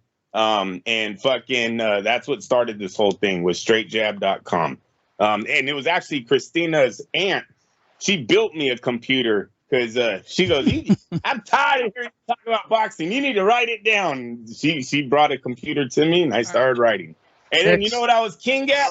You know, hey, Doghouse Boxing got a hold of me one time because I used to fucking destroy their chat rooms. Oh yeah, I'd stay on the chat room sun up, sundown. I could do a chat room back in the day, freaking fighting the honor of Chavez. Fuck you guys. Oh, so great. So great. And by the way, after I went through my whole Danny cage fighting phase and I wanted to quit and Andrew was going to go destroy the blog world, to come back and to get us back to where we are. Are you happy where we are, Andrew? Based on the numbers? Lee, I went to absolutely nothing. You know what? When we first split, I told you, bro. Miguel, there was a lot of people in my ear like, you got to get away from this guy. You got to get away from him. I swear I finally told my wife, but I'm going to get fucking hired. So as soon as I fucking get rid of him, someone's going to hire. Man, what the fuck, man? 3 years went by. There wasn't a fucking chirp on my phone. There wasn't nothing, no emails coming in. They destroyed us. They did what they wanted to do. They fucking blocked Lee Honest. And so then, nope, we brought it back, and we've been back ever since. We have been back ever since. Now I don't care what you say. You say what you want, and freaking we just roll with it. We have a fan base. I like the guys that interact with us. And that's why I keep doing this. Yeah, and if we get and by the way, look, Andrew and I accept this. If you're going to be mad about what I said in 2006 to 10, I guess, plus or minus, what is it, 7 or 8? Like that was my crazy period. Bad. Oh my God, I was nuts. If you're still basing me on that, I'm telling this to every advertiser, everybody who's listening. We fought this thing all the way back to being the most dominant force. And I love the boxing show, and God bless you guys, because I know you follow us and we follow you, and I keep up on you guys. I'm happy, but you ain't been doing it as long as me. You don't know shit like my boy. Wait, I'm going to say this. My boys know more shit about boxing than anyone out there, and that includes the fattest whale on the planet, Dan Rayfield. I'll back my boys to the end of the day. If you're asking me, I don't know shit about boxing. What I can see through all this horse shit is how it's structured, how the marketing works, and how guys are getting screwed. That's my angle. That's the way I cover it. And I'm going to do a drop the mic moment here, which is, and this is very simple. Fight Net Radio is exactly what it appears to be. We are the most cynical thing. We are what we appear to be. My guys love your sport more than I do, certainly. But the truth is, if you think I'm ever going to hold my tongue about the way you guys run your business, you are out of your effing mind. Like this, these are two guys who walk into a ring who want to believe, right? Tell me when you did Golden Gloves, Andrew, it's some kind of delusional fantasy that it's just you against another guy. Well, what do you mean by yes? I mean when you're walking to the ring, yeah, that's all you're thinking. That's all I'm thinking about. I'm not thinking about anything you never else. Think about the politics or how they're going to screw you or anything. Hold on. I'm 13 years. I don't even know what politics is at this time. And you know, no, I You're working with Junior right now. Would you ever recommend what this greasy, wheezing the juice world is? Well, I'm actively training my son right now in this greasy sport. If you're going to let me be his manager, don't worry. I'll take care of him. I got this. I got this. Who would you want? Listen, who's going to take care of your boy more than me? I got to throw in there. I talked about Straight Jab. I got to also say Primer Round Magazine helped Fight Net Radio also, Lee. Primer Round Magazine for 10 years sent me to Vegas. Yeah. I had a credit card with them. I didn't pay for my shit. Yep. It was all through Art. He was great to me. I love Art. And by the way, Art is one of our biggest fans still to this day. Yeah. And shout out to Art. Shout out to Sam Navajero, who even during my darkest moments, based on my lifestyle, because I talk way too much about myself, Sam Navajero, Art is a damn saint, right? Yeah. I mean, he did good. Yeah. I think my favorite photo, even though I look like a beached whale, is that photo that Art's in. Oh yeah, dude! How fat do I look in that photo? But yeah, you're right. You do. We do all have a picture together. Yeah, no, good. And I look really fat. Jesus Christ, I look fat. Have you ever seen a Primer Round magazine? Did you ever see that when you were younger? Hold on, because Miguel's new. If you got married now to Christina at the same place, would Miguel be invited? Of course. Don't listen, Miguel. Don't listen. Would Miguel and I be driving up to the Bay Area? Yes, you would have. Yes, sir. All right. No doubt. I'm just checking. You're part of the family, Miguel. Guys sitting together. Yeah, no, all the boxing guys are sitting together. I feel like this is the end of season 16 or 17, or how many of these have we done, Andrew? It just never ends. Hey, you know what's funny? Lee, is I was watching the Triple G his highlights. Yeah, we've been covering a long time. He looked a lot. Oh my God. HBO, I'll tell you that. You guys go and look. Fuck, Triple G looks like a totally different person now. I feel bad for Miguel, but because you haven't been with me and Andrew this long, I was looking at a Sebastian Fondura card, and all I could hear in my head was Andrew saying Fondura, Fondura, Fondura. That's the only time Andrew actually rolls it correctly, and it's on Sebastian Fondura. Say it for me. Say it for me. No, I'm not going to say it. No, come on. Say it. This is literally, we're not going anywhere. We're going to be here another 15 years, as much as this sport makes me effing mental. And trying to do live broadcast for you makes me mental on some level. I think Miguel has been a great addition. Should we give a shout out to everybody who's been a part of this show for literally since 2006, Andrew? Who do you think the biggest one is? Not once, because now I'm getting tired. I got to go to work tomorrow. You guys, come on. Who do you think is the biggest that we built on it since 2006? What do you mean the biggest since the Matt and Bobby are my two friends from the show. So Matt and Bobby, Raimundo's cool. Whenever I see him, he's always cool. Who else do we got out there, bro? No, I think Matt's the statement, and I know that's still open wounds, but I was a lunatic. For God's sake. You not only were you a lunatic, you wouldn't listen. Matt tried to give you sound advice. Sound professional advice. There was many times where he was trying and you just... Wait, you want to hear even better? When Miguel and I go to an event right now, he's managing me as I walk into the fight. Like, he can see me walking in with laser focus of my crazy, and Miguel's already handing me, here, you want a mint? And no, I don't think we should go to the bar before you go and talk to people. Like, that might not be a good call. Like, just go in and do your thing. And Miguel has become sort of like my wife when we go to a live event. He literally is managing me as we walk in. You're like Miguel Cotto's best friend. Remember the... Oh, geez, like that fat motherfucker? Yes. Yeah, I'm the boo boy. I'm the boo boy Fernandez of Fight Net Radio. You are the boo boy of Fight Net Radio. No. Oh my God. There's bonus content for all you guys who are broadcasting. I think that is a great stopping moment for, we've been doing this since 2006, Andrew, plus or minus. Yes. Our daughters were literally toddlers with toys. My daughter was 2 years old. My daughter was the same age, right? Like, we would go to SeaWorld, and that was 2007. We go to SeaWorld after Lee gets his nose broken, I guess. And here we are. Andrew, what's your daughter's presentation at Sacramento? Oh, fuck, don't start. I don't know. She does it on the football games. She don't have no presentation. By the way, I don't want to crap on Sacramento, but have you seen BYU be in the top 12? No, Baylor. They beat Baylor.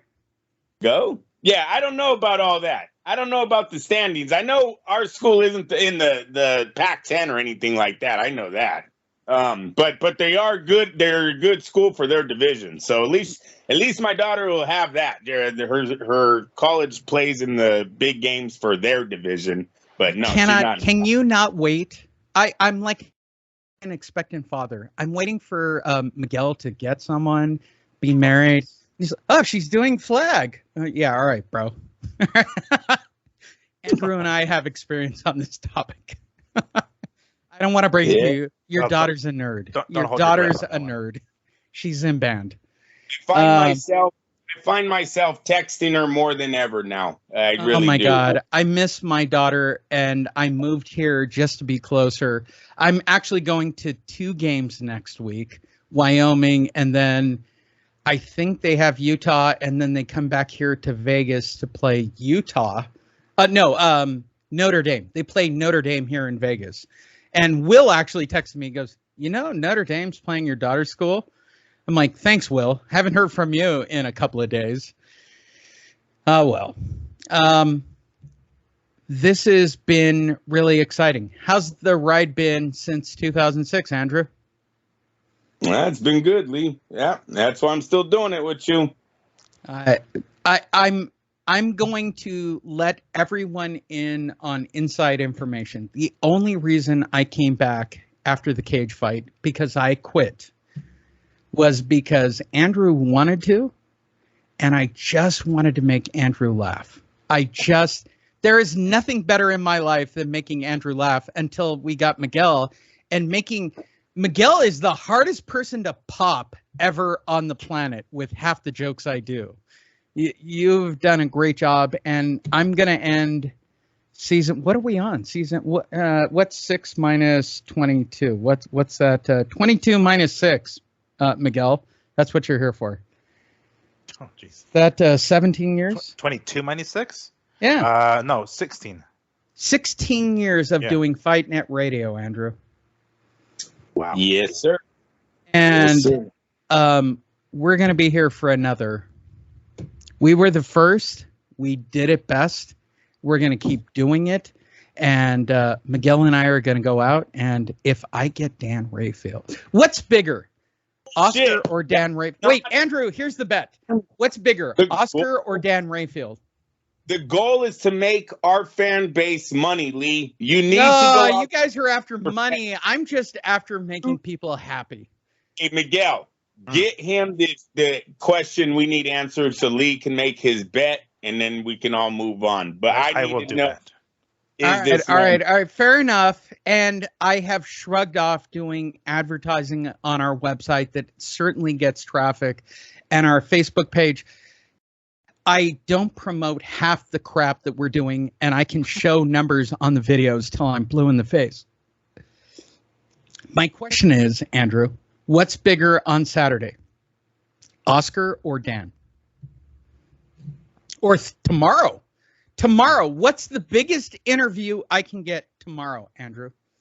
Oh, shit. Not even. Wait, you got Triple G, you've got Canelo. Well, Canelo speaks English, but he could pull that. I don't speak English. Dude, you've eaten a lasagna. Answer the question. I think if Miguel gets his question answered, it could be the hottest topic that day on the internet because I haven't seen it. If we can get that question answered, if he's vegan or not, and put that as a title, I think it goes through some chat rooms because I have not seen it, you guys. Well, that would be question number one, right? Like, so let's say we get Canelo tomorrow, right? Let's say, and I go, here, Miguel, go talk Spanish to him, right? Let's do it in Spanish. First question, vegan or carnivore? Can you imagine you say carnivore. Oh shit, that's a good one. I haven't the slightest fucking. Better learn it or look it up, bro. I'll do some fucking research. You best believe it, son. I'll do some research. Can you imagine the blood in the water if Triple G realizes the guy doesn't have power anymore? Yeah. Well, if I was Triple G, if I gotta chase him down, I'm gonna ask that question. Yeah. No, if he's crazy enough to let us get to know your fight person, like somehow magically we pull that off, which, by the way, we've done, right? I remember walking in and I go, I'm going to get Tommy Hearns. I'm going to get Tommy Hearns. And Miguel looked at me and goes, you're out of your mind. And Tommy walked out of the bathroom and he's like, of course I'll do it.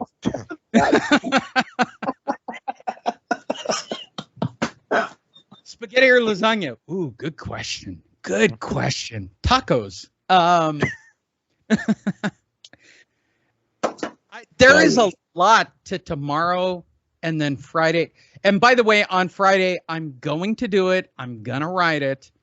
We have to go 2006 old school, Andrew. We have to ask fight fans stupid questions. We have to. Come on.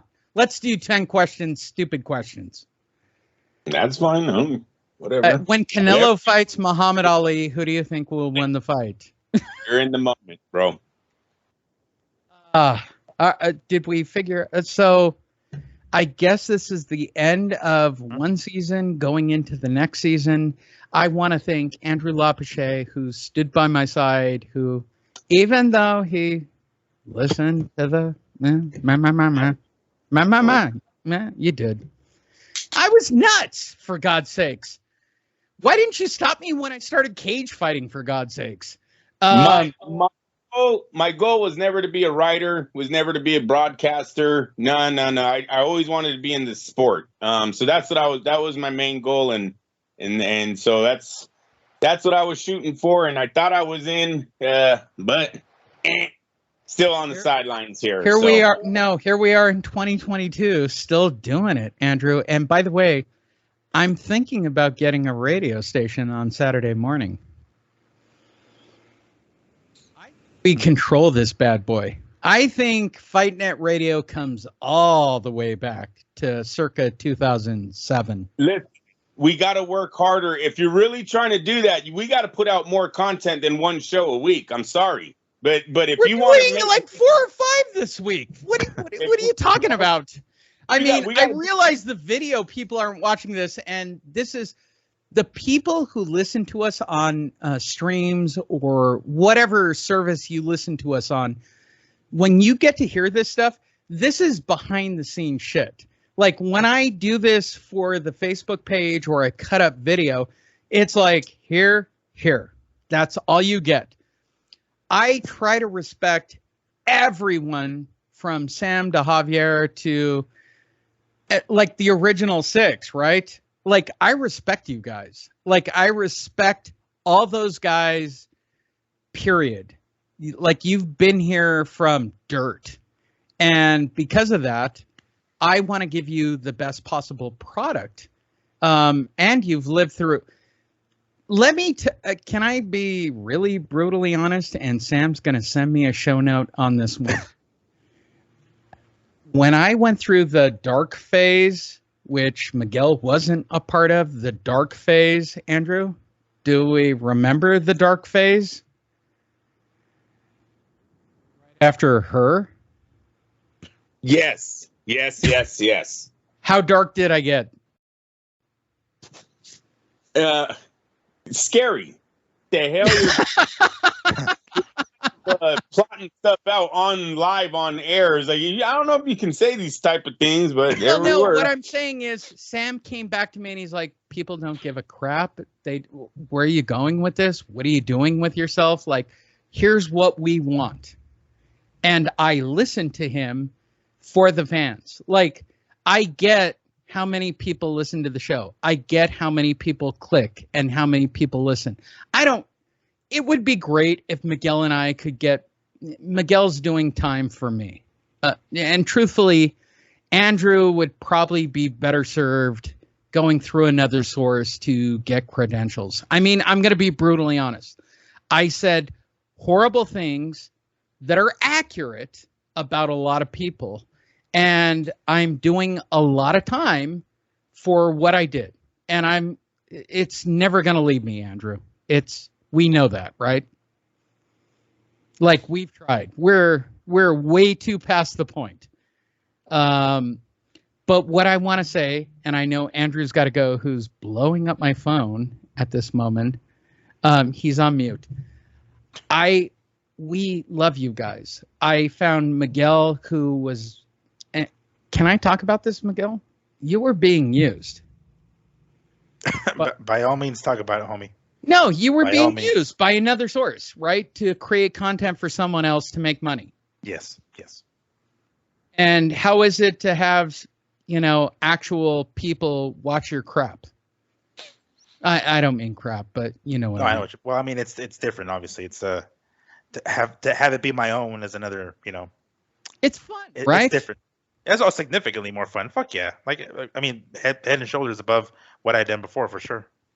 Yeah, you've actually gone through the Andrew phase in just a few years. You guys are so fused with me. Thank you, everybody. I'm going to say this is the close of this season, and Miguel and I will start next season. Hopefully, we'll get Andrew on Saturday. I'll get his bet. Anything you want to add, Miguel? No, just be ready for some extra content because this is a big fight, and we're gonna get as much content as we possibly can, and it's gonna be some good shit too. All right. So if you're betting, what's the get tomorrow? And get to know your fight fan. Oh shit! Would Dan Rayfield not be great? It would be off the hook. We can pretty much bet that Oscar is not going to be there. But fucking yeah, but him, that would be some shit. Eddie, we don't. Canelo would be great. Yeah, if we can catch him, I mean that's You might have to do Canelo. We might have to go back to red and green sauce. You know what? I will do that. If I mean shit, I was thinking about fucking Burchelt, because I actually talked to him at a gym recently. I'm like, well, fuck it. Well, let's do Burchelt. Anybody in Spanish. We'll call it a day. Fuck. But yeah, if I can catch Canelo, you best believe I'm going to do it in Spanish. Definitely. Thank you, everyone, for ending another season of Fight Net Radio. I know a lot of people do this season to season. I've never thought of it that way. I've just kept doing it. And I'm not going to stop. Hopefully nobody tries to get in Miguel's ear. I'm not famous enough for people to want to try to get in my ear. They did it to Andrew. They did it to Matt. They've done it to everyone. They've done it to everyone I've ever been a part of. But it's a great weekend. So we're going to get you everyone on Saturday. I'm pretty confident we're good for Saturday. So we should have Ryan Garcia is going to be there on Saturday. Oh, should we write some crazy King Rye questions? That's not a bad idea. I'm down with Ryan. Yeah. There you go. So we're going to be at the Boxing Expo. And if you're a fan in Vegas and you're at the Boxing Expo, come see us. Look for the mic or the camera or something, or my crazy ass, and come over. I'm not worth an autograph, but I'm sure Miguel is. He has. Have you done an autograph yet? Not once, not even a pair. Although I did when I went to the UFC fight in Utah. I told the guy sitting next to me, they're like, "Bruh, we'll follow you on fucking YouTube." I said, "Thank you." Unfortunately, I didn't have a business card on me because I went there as a spectator, but I will have some. Are you going full weekend. Fight Net Radio T-shirt? Yes, Saturday. You best believe it. I'm washing that shit. I'm ironing that shirt. You best believe I'm gonna go full FNR. Andrew is yes. Andrew, close it out for us. Give us a Harold Letterman.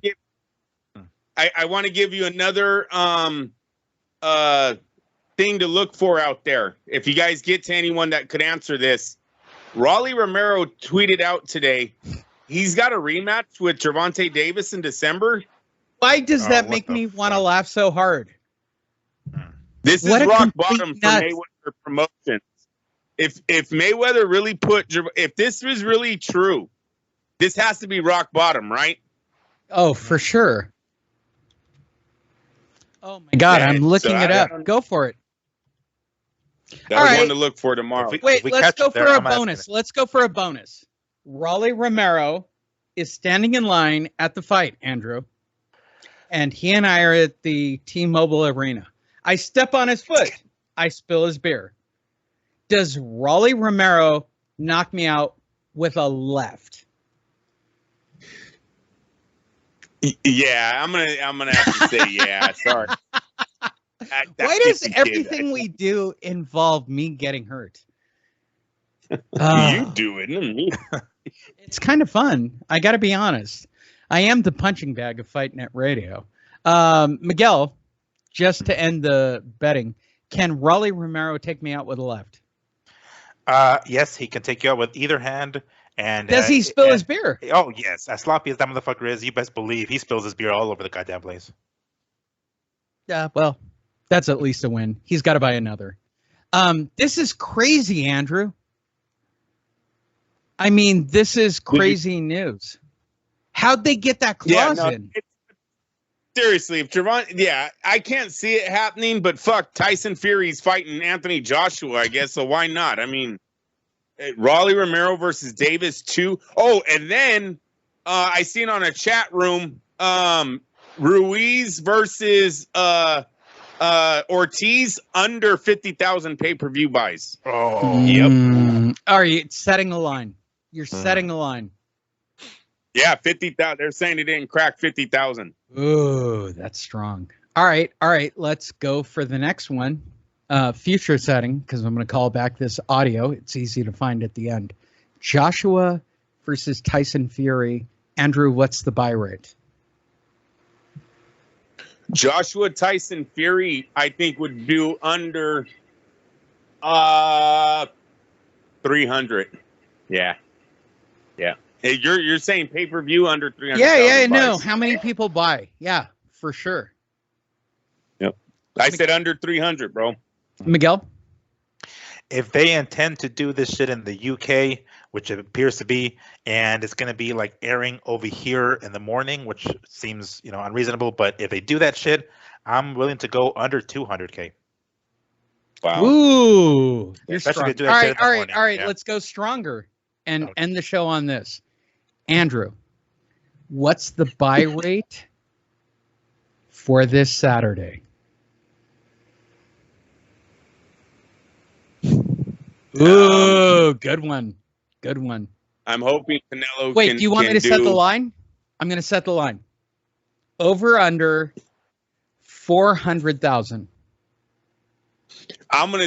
Because he's our last hope at the face of boxing. I'm gonna say he gets over 400, but he might still be in the 400,000s by the end. I don't see it breaking 5. So you're going over. I'm going over, yes, but I think it's not by a lot. Not by a lot. Miguel. considering, and mind you, this is coming off a loss, right, to Bivol.